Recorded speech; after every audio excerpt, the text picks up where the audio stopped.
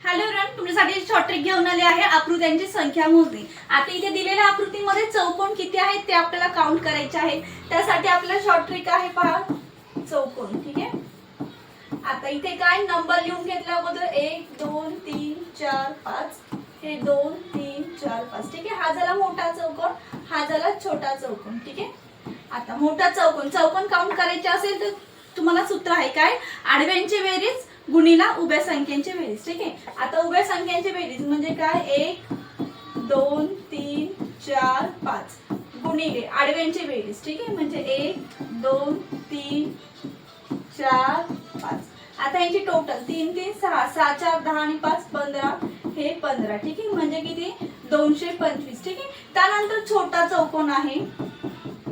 छोट्या चौकोन मध्ये पण उभ्यांची बेरीज प्लस आडव्यांची बेरीज। आता उभ्यांची बेरीज म्हणजे 1 2 3 गुणिले आडव्यांची बेरीज 1 2 3।